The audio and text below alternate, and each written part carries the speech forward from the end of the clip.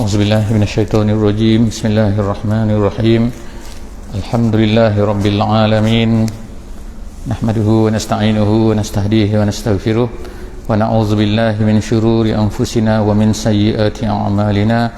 Man yahdihillahu fala mudilla lahu wa man yudlilhu fala hadiya lahu. Nashhadu an la ilaha illallah wa nashhadu anna Muhammadan abduhu wa rasuluh.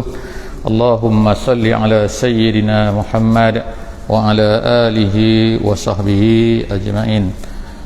InsyaAllah untuk memohon keberkatan daripada Allah Subhanahu wa taala, moga-moga Allah taala akan jadikan majlis ilmu kita pada malam ini majlis yang diredai oleh Allah Subhanahu wa taala, dan orang-orang yang berada di dalam majlis ini sama ada bersama-sama kita dalam masjid ini, Masjid Umar Ali Saifuddin, ataupun juga yang berada di online kita pada malam ni, mendapat keberkatan Allah Subhanahu wa taala. Kita mulakan dengan surah Al-Fatihah. A'udzubillahi minasyaitonirrajim. Bismillahirrahmanirrahim. Alhamdulillahirabbil alamin. Arrahmanirrahim. Maliki yaumiddin.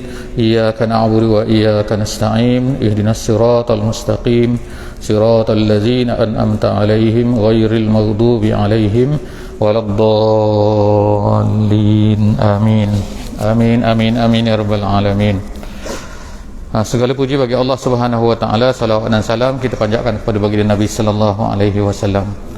Yang saya kasihi tuan imam yang bertugas pada malam ini, tuan Bilal dan seterusnya, ahli-ahli jemaah, tetamu-tetamu Allah Subhanahu wa taala. Malam ni insya-Allah kita akan bersama-sama saya rasa di penghujung ayat lazim insya-Allah pada malam ni, iaitu surah Ad-Duha. InsyaAllah selepas daripada ni kita akan sambung apa tu, insyaAllah saya akan bincang dengan pihak masjid insyaAllah. Malam ni kita akan bersama-sama di surah Ad-Duha insyaAllah. Jadi surah Ad-Duha ini adalah surah yang diturunkan oleh Allah Subhanahu wa taala di Makkah. Jadi bila kita sebut Makkah ni, maknanya ialah serba sedikit cantik kalau kita dapat faham suasana-suasana ataupun keadaan-keadaan bagaimana Nabi kita sallallahu alaihi wasallam menerima wahyu ini, yang kita panggil sebagai surah Ad-Duha. Namanya Ad-Duha, surah Ad-Duha, dan dimulakan dengan sumpah daripada Allah Subhanahu wa taala, iaitu Wad-Duha. Jadi surah ini dikatakan oleh ulama-ulama tafsir sebab turun dulu. Kita tengok sebab turun dulu. Bagaimana surah ini boleh turun? Ada 3 riwayat yang menyebutkan tentang sebenarnya banyak, tetapi ulama-ulama menyebutkan 3 yang besar, cerita yang besar. Bagaimana surah ini turun? Suasana apa? Dikatakan surah ini turun pada awal-awal Mekah. Ertinya Mekah ini yang kita sebut selalu, dia ada 3 fasa yang besar, 3 peringkat yang besar dalam hidup Nabi sallallahu alaihi wasallam. Yang pertama, Nabi berdakwah secara rahsia. Yang kedua, Nabi berdakwah secara terang-terangan selepas daripada 3 tahun. Kemudian yang ketiga, Nabi mula berdakwah kepada orang luar Mekah, iaitu pada tahun yang ke-11, 11, 12 dan 13. Selepas tahun yang ke-13, Nabi berhijrah ke Madinah Al-Munawwarah. Jadi kita ada 3 yang besar. Kalau ikut yang kecil ni banyak lagi, dia pecah-pecah lagi ulama-ulama sirah. Tapi untuk kita faham suasana-suasana ni, keadaan-keadaan turunnya ayat-ayat ini, maka cantiklah kalau kita faham suasana Nabi, iaitu Nabi ni pada peringkat mula-mula Nabi berdakwah ni, Nabi ni memang starting tu, bila dah terang-terang dakwah kepada orang Mekah ni, terus mendapat kecaman, terus mendapat label kita katakan, ataupun terus dituduh macam-macam. Orang yang pertama menuduh adalah Abu Lahab. Sebagaimana yang kita baca, dia bila Nabi berdakwah mula-mula naik atas bukit Safa, kemudian Nabi menceritakan tentang bahawa dia ni adalah diutuskan kita ni akan mati, dan kemudian yang kita akan mati itu semua orang tahu. Memang kita mati, sebab tak pernah pun ada orang hidup sepanjang-panjang pun. Tapi bila Nabi sebut selepas daripada mati ni, kita ni akan dibangkitkan kembali, itu yang orang tak boleh terima.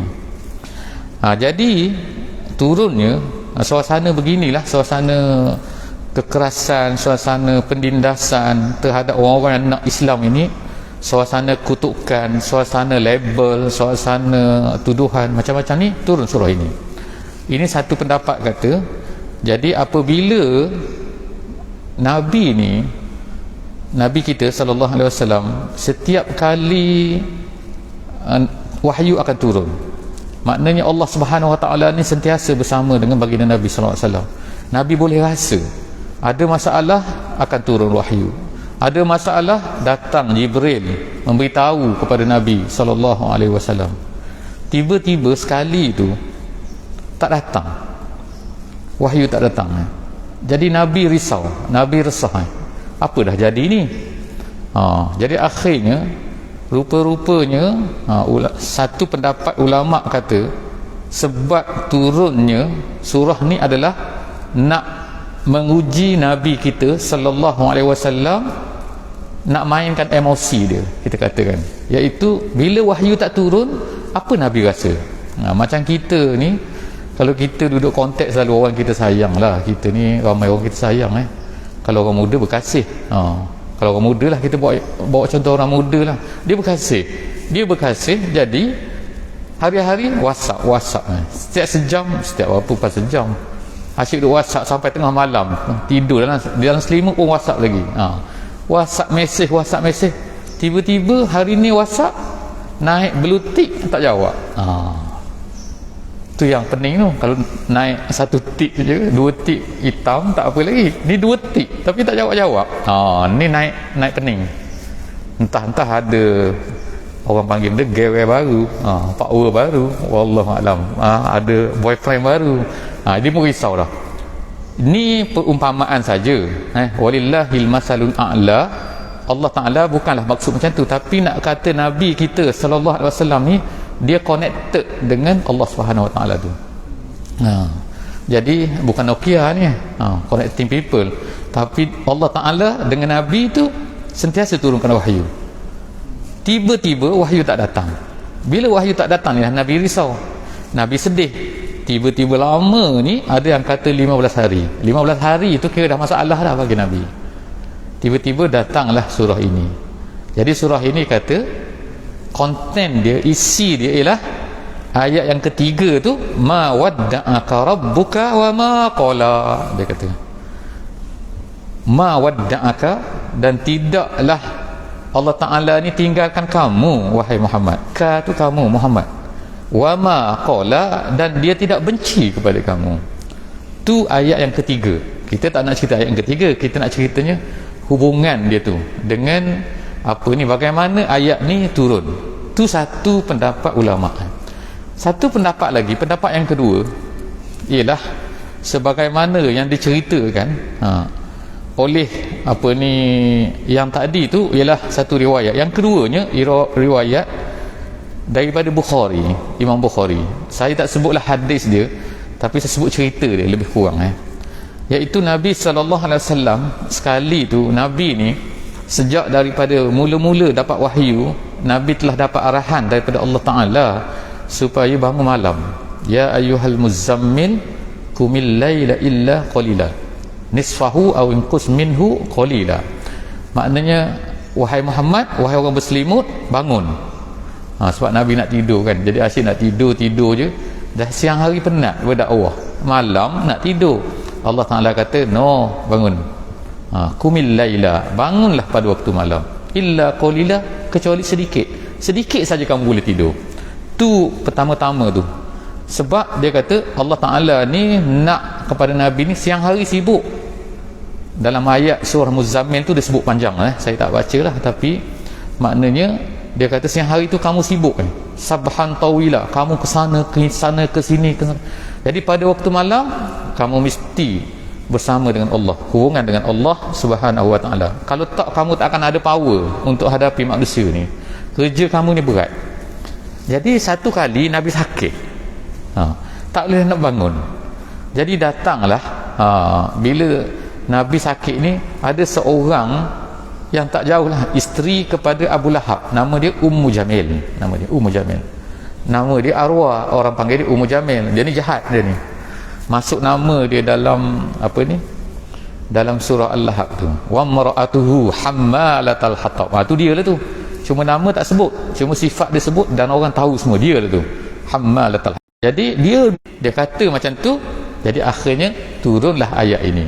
Sebab tuduhan dia, Ummu Jamil, dia kata Tuhan kamu dah benci pada kamu dah, dia tak nak layan kamu. Turunlah ayat ma wadda'aka rabbuka wa ma qala. Tuhan tak tinggal kau wahai Muhammad, jangan risau, dan Tuhan tak benci pada kau. Tu riwayat yang kedua. Ada satu riwayat lagi yang diriwayatkan oleh At-Tabrani, Imam At-Tabrani, periwayat hadis. Dia bawa satu cerita. Ringkas cerita ni mengenai turunnya ayat ni ialah sekali dia kata Nabi SAW dia duduk tunggu malaikat Jibril tak datang-datang. Jibril tak datang. Jadi apa masalahnya? Nabi SAW cerita kepada seorang perempuan ni adalah dia katakan saudara sesusu dia, maknanya dia ni macam adik-beradik dia lah, macam adik-beradik dia. Jadi dia kata, perempuan dia kata, mungkin ada masalah, mungkin aku nak tengok, dia kata aku nak tolong bersihlah rumah kamu ni. Muhammad, dipanggil Muhammad lah mungkin pada masa. Jadi dia pun pergilah rumah Nabi ni. Tak adalah macam rumah kita ni, rumah pagar besi apa pun depan. Tak, biasalah rumah Arab simple je. Jadi kadang-kadang pintu dia tu bukanlah pintu pintu besi, pintu ni macam ni, tak boleh nak masuk apa ni kan. Pintu dia tu kadang-kadang boleh masuk dia, sebab kadang-kadang pintu zaman dulu tu dia pakai tikar macam tu, dia simple, dia tolak kayu macam tu. Jadi Khawlah ni, perempuan ini ni, dia pergi bersih lah, dia ambil lah penyapu, dia bersih-bersih. Tiba-tiba dia pergi bawah katil Nabi, dia jumpa satu benda berat. Dia kata, apa berat ni? Dia hulur tangan dia pegang benda tu. Tengok-tengok bangkai anak anjing. Ada di situ. Jadi dia kata, inilah Nabi kata, sebab inilah Jibril tak datang. Sebab Jibril tak akan masuk rumah yang ada anjing. Daripada situlah tu cerita kisah daripada riwayat At-Tabrani menceritakan sebab turunnya ayat ni. Jadi kita ada tiga pandangan yang disebutkan oleh ulama bagaimana ayat ini tak turun. Jadi kita sentuh sikit cerita pasal anjing tadi tu. Memang dalam syariat pun ataupun dalam fiqh pun dia kata tak boleh bela anjing kecuali lah kalau memang ada tujuan.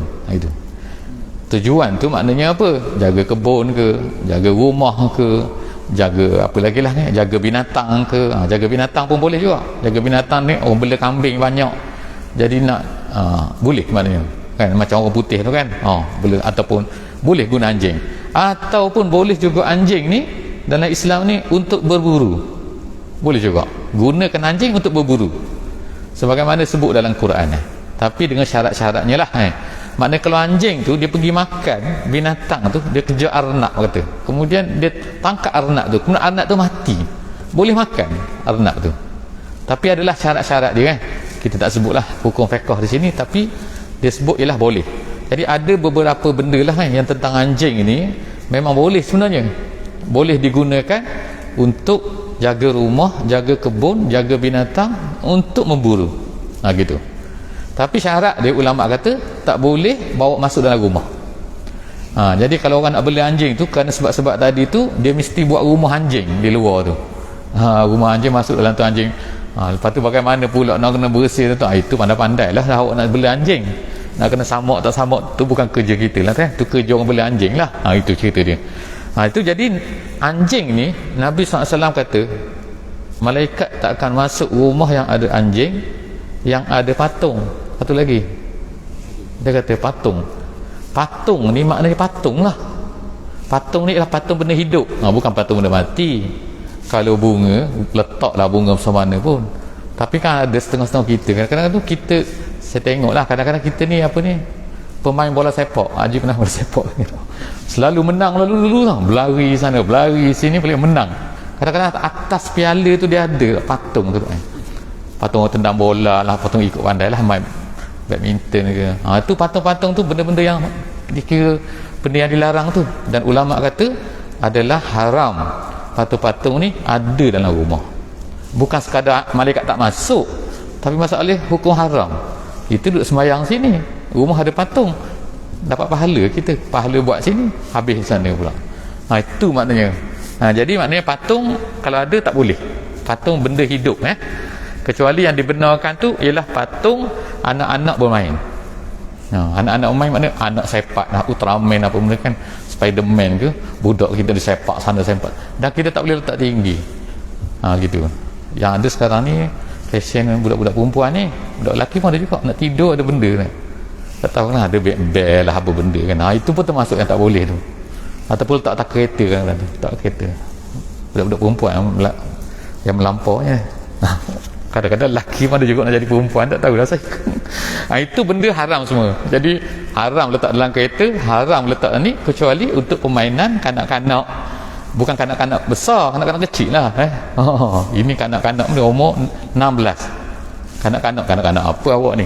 Tu tak boleh. Tu cerita pasal sebab nuzul ayat ni. Jadi kita masuk kepada ayat ni, insya-Allah. Allah Subhanahu Wa Taala yang pertamanya bersumpah dengan wadduha. Wadduha ni Allah Taala ni dia akan gunakan banyak. Allah Taala bersumpah dengan benda-benda makhluk dia, yang kita sebut selalu makhluk.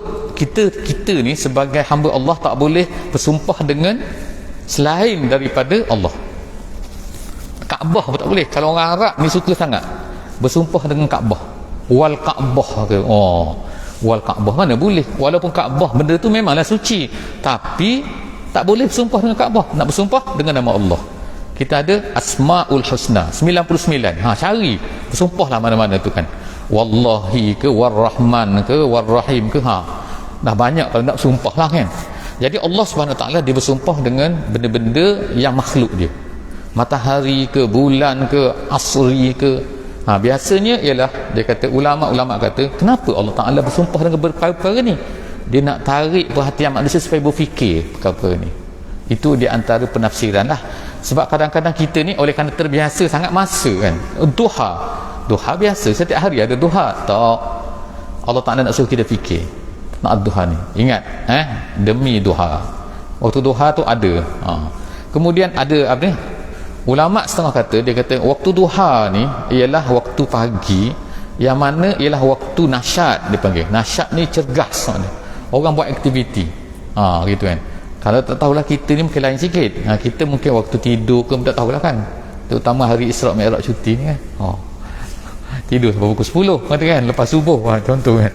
Tu duha ni dia kata adalah kan yang diriwayatkan, walaupun apa ni dikatakan ialah, dia kata rezeki umat Nabi Muhammad ini ialah fi awwali bukuriha. Dia kata pada awal pagi. Kalau kita tengok orang Arab kan pagi-pagi dia aktif, tengah hari dia senyap semua, dia pakai tidur semua kan. Itu style dia lah. Tapi ada itunya, iaitu pagi ni, wadduha. Yang keduanya Allah SWT sebut pula wal-laili, malam lah ni malam ni. Iza saja, apabila tenang, dia kata tenang ni, senyap. Bila keadaan tu kelang-kelang kabut, tiba-tiba waktu malam senyap semua, gitu. Jadi itu Allah Ta'ala bersumpah tu juga, dia kata adalah untuk memberitahu kepada kita semua bahawa pentingnya kita ni ialah menggunakan waktu malam Allah Ta'ala jadi tu, yang senyap tu adalah satunya yang paling besar adalah untuk berhubung dengan Allah Subhanahu Wa Ta'ala. Sebab kalau kita kelang kabut ni, manusia ni kelang kabut ni, ini nak buat, biasanya tak sempat dah nak fikir banyak-banyak benda. Kita tengah kerja, hari ni kena push bos buat ni, kita tak sedar dah, tengok Zuhur lah. Sebab apa? Banyak sangat kerja dalam kepala kan. Tapi nak tenang tu waktu malam, dia kata tenang. Nabi SAW dulu pun bila waktu siang tu dia sibuk, waktu malam tu akan tenang. Bila nak tidur, Allah Ta'ala kata ya ayyuhal muzammil, bangun sekarang bangun. Jadi waktu malam tu dia kata lebih dekat kepada Tuhan kamu. Itu jadi Allah SWT tu di antara hikmah lah yang ulama-ulama sebut Kenapa Allah SWT sebut ni bersumpah dengan wal-laili, dan demi malam apabila saja. Seterusnya ialah masuklah sekarang ni dipanggil Allah Ta'ala sumpah ni nak cerita tentang apa. Ni dia yang kita sebut tadi, iaitu sebab-sebab nuzul ayat ni, iaitu ayat yang ketiga, ma wadda'aka rabbuka wa ma qala. Tidak wadda'aka, wada'a tu maknanya ialah macam orang kita ni, makna dalam bahasa seorang yang berjumpa kemudian dia nak berpisah. Jadi kita panggil dia wida', dia panggil. Kalau tawaf kita panggil tawaf wida', makna tawaf nak ucap selamat tinggal, iaitu jadi bila kita nak berpisah dengan orang pun dia panggil wida'. Wida'an maknanya selamat tinggal lah, jumpa lagi lah. Kalau kita see you again apa tahunan tu, kita pergi ke airport tu, itu wida' lah tu, selamat balik lah, awak dah datang ke Brunei ni, sekarang ni awak nak balik dah, wida' dia kata. Jadi umma wadda'aka rabbuka, orang Quraisy tadi tu, orang kafir tuduh Nabi bahawa Tuhan kamu dah tinggalkan kamu, dah balik dah, Tuhan kamu dah tinggal, dah tak datang dah, tak nak dah, tak layan kamu dah. Tak, Allah Ta'ala pun menafikan. Jadi ini dia kata adalah hiburan kepada Nabi kita sallallahu alaihi wasallam.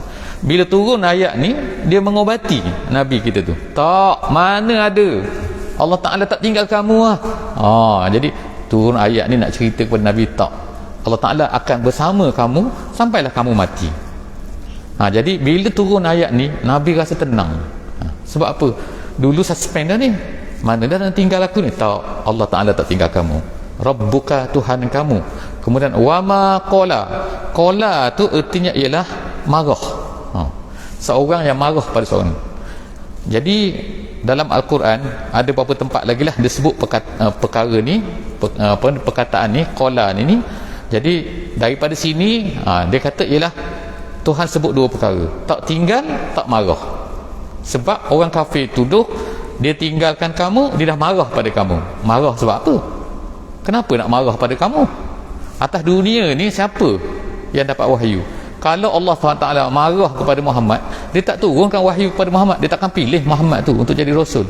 Sekarang dia pilih kamu jadi Rasul, takkanlah Allah Ta'ala tinggalkan kamu. Takkan Allah Ta'ala, habis tu kau tinggalkan kamu, nak beri kepada siapa? Wahyu satu saja, seorang manusia saja atas dunia pada masa tu, iaitu Muhammad. Jadi kalau Allah Ta'ala benci kamu, habis tu nak sayang kepada siapa? Takkanlah sayang kepada Abu Jahal. Gitulah katanya. Jadi Allah Ta'ala menafikan sini. Kemudian Allah Ta'ala sebut lagi walal akhiratu khairul laka minal ula, dan akhirat itu, akhirat dia tak kata sini perkataan akhirat, khairun lebih baik, laka untuk kamu, minal ula daripada yang pertama. Ulama-ulama dalam ayat nombor 4 ni ada dua pendapat. Yang pertama mengatakan bahawa maksud akhirat sini ialah akhirat sana, lepas daripada dunia. Al-ula di sini ialah dunia. Gitu. Jadi itu satu pendapat dah. Jadi dia kata akhirat itu lebih baik bagi kamu wahai Muhammad daripada dunia. Tapi ada setengah ulama lain pula, dia beri penafsiran ayat ni, dia kata akhirah di sini bukan maknanya akhirat, tapi maksudnya nanti akan datang, maksudnya yang selepas daripada ni lebih baik daripada yang sekarang. Al-ula tu maknanya yang sekarang.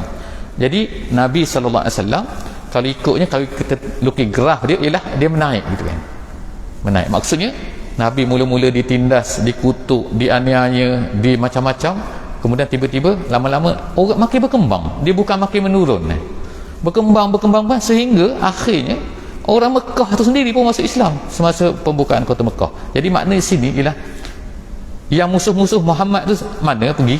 Mati semua. Last sekali sikit yang tinggal yang masuk Islam. Ikrimah bin Abi Jahal, siapa lagi? Khalid bin Al-Walid, kemudian Abu Sufyan. Itulah yang kepala-kepala yang masuk Islam. Akhirnya masuk Islam juga. Jadi siapa yang menang akhirnya? Muhammad. Jadi itulah Allah SWT kata walal akhiratu khairul laka minal ula. Dia beri kita ni harapan. Bukannya kalau psikologi kata pesimis no. Pesimis tak nampak, gelap dah masa depan. Gelap apa? Cerah masa depan ini. InsyaAllah kan, selepas waktu malam InsyaAllah ada waktu subuh. Jangan bimbang. Jadi kita ni, kalau kita ni Islam, kita ni bawa Islam, kita ni bersama dengan Islam, kita jangan sedih, jangan takut. masa depan adalah untuk Islam, kita kata walal akhiratu khairul laka minal ula. Untuk jadi walaupun macam kita tengok orang kafir makin kuat lah, oi orang kafir hebat ada misal nuklear, sekali dia gertak sekali semua orang takut dah. Baru dia kata okey, get ready kita nuklear kita. Sana dah takut dah. Apa tak takutnya? Tak pernah lagi maknanya dalam sejarah ni, kecuali di Hiroshima Nagasaki dulu tak. Itu pun dah sekali bom sebiji 80,000 mati. Sebiji itu baru atom. Kalau kena nuklear ni tak tahulah. Sebab itulah takut sangat tu. Habis entah-entah dia sendiri pun mati juga. Orang tukang tembak orang pun mati juga nanti. Dah banyak sangat dia. Beribu-ribu dia kata. Dia nak tembak siapa? Pelik-pelik tu. Jadi kita kata sini maknanya kita kata walaupun orang kafir, orang inilah musuh-musuh Islam, kita nampak macam hebat, tapi ingatlah kan, ingat ayat ni, walal akhiratu khairul laka minal ula. Kalau kita ni berpegang kepada Islam, kita ada Allah Subhanahu Wa Taala. Allah lebih kuat lagi daripada nuklear ke bom atom ke apa semua. Kemudian Allah Taala kata lagi, nak beri lagi ni lebih detail lagi, dia kata wala saufa yu'tika rabbuka fatarda. Nanti Allah Ta'ala akan beri kepada kamu. La saufa makna lam tu nama dia lamut takkid. Takkid tu makna pasti. Saufa akan, yu'tika akan memberi kepada kamu, rabbuka oleh Tuhan kamu, sehingga kamu tarda. Tarda makna puas hati. Apa yang nak lagi? Allah Ta'ala akan beri semua. Semua benda yang Nabi nak tu. Nabi nak apa? Kita angan-angan apa? Kalau nak boleh orang Islam semua satu tanah Arab, yes, Allah Ta'ala beri. Kalau nak Mekah tu akan menjadi tanah Islam, yes, Allah Ta'ala beri Fatuh Mekah. Kalau nak apa lagi? Kalau kita tanah Arab tu zaman Nabi tu masuk Islam zaman Nabi. Selepas daripada tu Islam berkembang lagi sehinggalah lepas daripada tu kerana orang Islam sendiri buat masalah, akhirnya dia jatuh. Jadi dia kata kat sini adalah, dia kata ialah Allah Ta'ala akan beri, tapi dia tak sebut beri apa. Tapi dia kata Allah Ta'ala ini kalau ikut yang dalam bahasa Arabnya maknanya dia beri tapi tak sebut beri apa. Tapi maknanya bila dia kata, bila disebut beri tak beritahu beri apa, maksudnya lah akan beri apa-apa saja. Sebab Allah Ta'ala ni kuasa, dia boleh beri apa-apa saja dia nak beri, sehinggalah yang penting kamu redha, sehingga kamu puas hati, kamu suka hati. Apa lagi kamu tak suka hati, Allah Ta'ala akan beri lagi fatarda gitu. Kemudian selepas daripada tu masuk ayat yang ke-6. Ayat yang ke-6 Allah Ta'ala pun mulalah cerita. Kalau nak maknanya nak bina lagi keyakinan memanglah Nabi kita yakin kepada janji Allah kan, tapi Allah Ta'ala sebut lagi dulu. Ingat tak dulu Muhammad apa dia? Apa yang dia ingat kena? Alam yajidka yatiman fa'awa. Bukankah kau dulu tu anak yatim? Nabi bukan anak yatim. Ayah dia mati, mak dia dalam dia duduk dalam perut lagi, ayah dah mati dah. Lepas tu lagi apa lagi? Lepas tu duduk dengan mak dia, duduk dengan datuk dia mati pula, duduk dengan pak saudara tak beriman. Tapi dia sanggup bela Muhammad gitu. Jadi kamu yatim tu maknanya yatim dalam bahasa dalam bahasa apa ni Islamnya ialah seorang yang kematian ayah walaupun sebelum sampai umur balik. Itu dia kata. Jadi Nabi kita ni memang yatim lah walaupun ada mak, yatim. Sebab orang perempuan zaman tu dia tak bekerja, dia bekerja sikit-sikit. Yang kuat bekerja lelaki. Jadi bila tak ada ayah, dia kira anak tu anak yatim. Jadi Allah Ta'ala kata, Allah Ta'ala jadikan dengan hikmah dia ni Muhammad ni yatim. Jadi bila yatim, tengok, tapi elok juga kamu ni dapat susu dengan Halimah, kemudian tu dapat hidup dengan ni, kemudian dapat belajar ni macam-macam, dapat belajar, kemudian dapat lagi Allah Ta'ala kata apa? Wa wajadak, selepas daripada tu kan, wa wajadaka dhallan fahada. Fa'awa tu maknanya, fa'awa tu Allah Ta'ala pelihara ni. Yatim tapi Allah Ta'ala pelihara, ada tempat bergantung. Kemudian wa wajadaka dhallan fahada. Tuhan kamu dapati kamu dulu, kamu ni nak katanya ialah dol ni ulama kata bukan sesat kat sini terjemahan dia sesat kat sini, waladhdallin tu sesat mana, ghairil maghdubi alaihim waladhdallin, bukanlah orang yang engkau murkai, bukanlah orang sesat. Tapi bukan maksud sesat sini, maksud sini ialah kalau terjemahan pun dia kata dalam keadaan tak jumpa cari jalan, Gitu. Maknanya bukan sesat akidah tu, bukan tu. Sebab Nabi kita tak pernah sembah berhala, Nabi kita tak pernah minum arak, tak pernah buat benda-benda yang jahat, tak pernah melakukan benda-benda fasik ke syirik ke, tak pernah dalam hidup dia. Jadi sebab tu dia kata Nabi kita bukan dol. Tapi yang kata dol situ maksud apa? Dol situ maksudnya ialah dia tak jumpa cari macam mana nak selesai masalah orang Mekah ni. Dia tahu orang Mekah ni tak betul, tapi macam mana cara nak selesai masalah. Sebab itulah Nabi kita umur 39 tahun naik atas bukit Jabal Nur. Sebab apa? Nak cari macam mana cara ni nak selesai ni, nak ubah masyarakat aku ni. Pada zaman Nabi tu hanya 4 orang saja yang dipanggil Hanif ni. Hanif ni maknanya orang yang masih terikat lagi yang dengan agama yang betul zaman Nabi tu. Salah seorangnya Muhammad, salah seorang lagi ialah Waraqah bin Naufal yang masuk Kristian, yang baca kitab Taurat, yang baca kitab Injil tu. Waraqah yang sepupu kepada Khadijah tu, yang Nabi jumpa masa dia turun daripada. Jadi sebut sini ialah dia kata bila Nabi SAW ni dulu dol ni tak jumpa cari jalan, tiba-tiba Allah Ta'ala kata fahada. Jadi fahada tu mana? Allah Ta'ala tunjukkan jalan, iaitu macam mana nak selesaikan ni, macam mana nak ubah masyarakat ni, iaitu dengan cara ni ialah bermula dengan Iqra tu. Jadi lepas tu lah dan seterusnya kemudian Allah SWT sebut lagi wa wajadaka ailan fa'aghna. Bukankah kamu dulu wahai Muhammad ailan maksudnya orang, asal makna dia ialah seorang yang ada anak ramai, ailan ni. Tapi bahasa Arabnya bila disebut ailan juga maksudnya ialah orang miskin.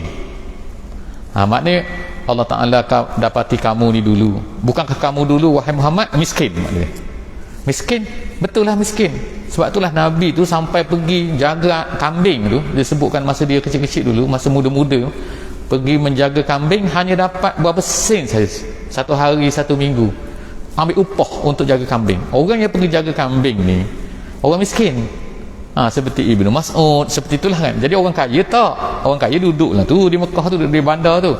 Jadi nak cerita ni Nabi ni adalah miskin. Tiba-tiba fa'aghna, Allah Ta'ala kata kami yang kayakan kamu. Macam mana? Dapat berniaga, dapat maju, umur 25 tahun, tengok-tengok dah dapat kahwin Khadijah. Bukan Nabi minta Khadijah tu. Kalau Nabi nak minta Khadijah, mana ada duit? Dia cerita kan. Sebab apa? Khadijah tu orang kaya, nak kahwin dengan orang kaya. Tiba-tiba Khadijah tu minta Muhammad. Jadi akhirnya dapat kahwin dengan Khadijah, dapat kahwin dengan orang kaya, tak ada lah masalah, dapat anak semua, selesai. Jadi selepas daripada tu kita tak jumpa dah Nabi ni pergi bisnes, dah kahwin orang kaya kan.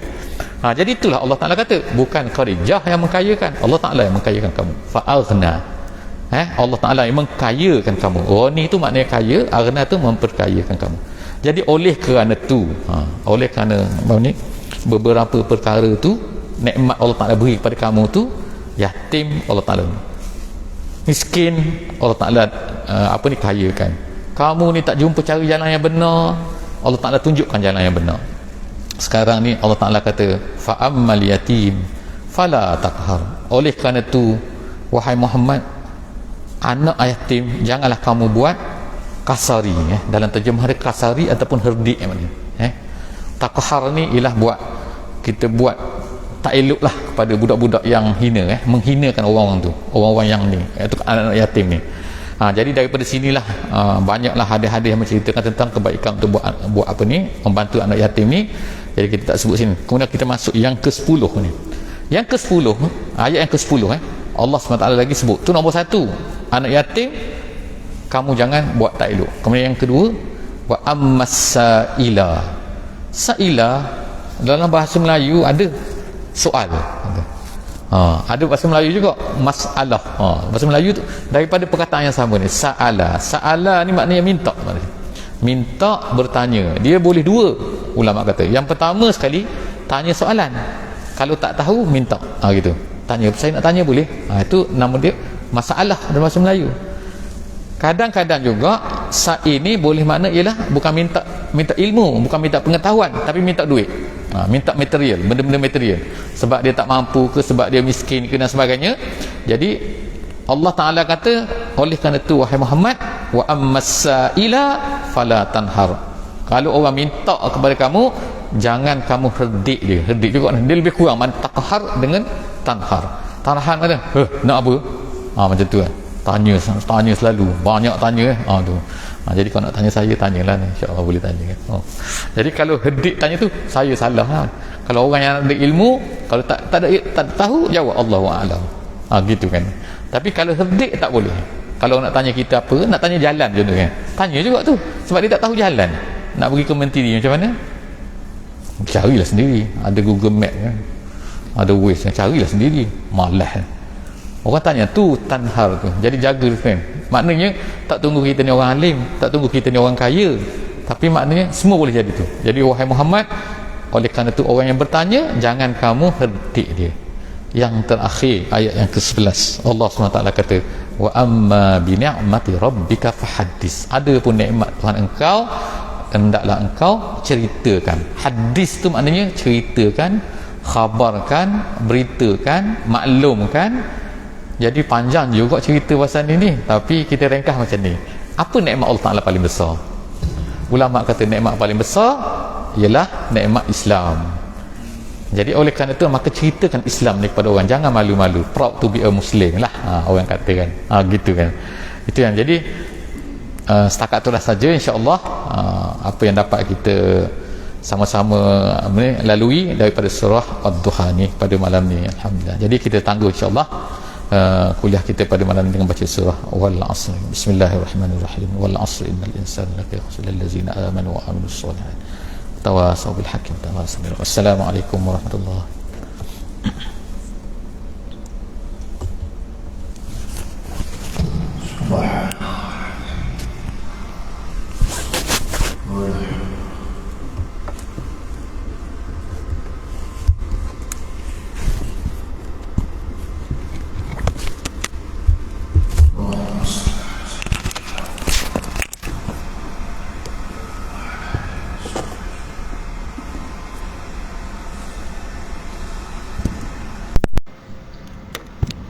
Allah